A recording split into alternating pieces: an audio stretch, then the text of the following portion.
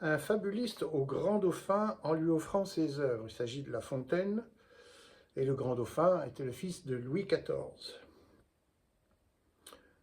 Vous êtes en un âge où l'amusement et les jeux sont permis aux princes.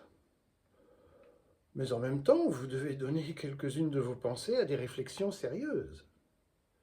Tout cela se rencontre dans les fables que nous devons à Ésope. L'apparence en est puérile, je le confesse, mais ces puérilités servent d'enveloppe à des vérités importantes.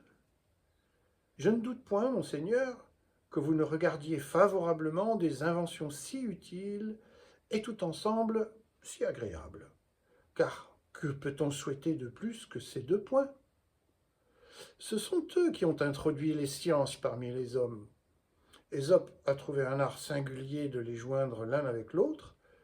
La lecture de son ouvrage répand insensiblement dans une âme les semences de la vertu et lui apprend à se connaître sans qu'elle s'aperçoive de cette étude et tandis qu'elle croit faire tout autre chose. C'est une adresse dont s'est servi très heureusement celui sur lequel Sa Majesté a jeté les yeux pour vous donner des instructions.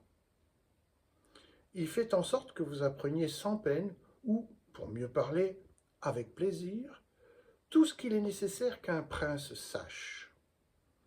Nous espérons beaucoup de cette conduite, mais à dire la vérité, il y a des choses dont nous espérons infiniment davantage.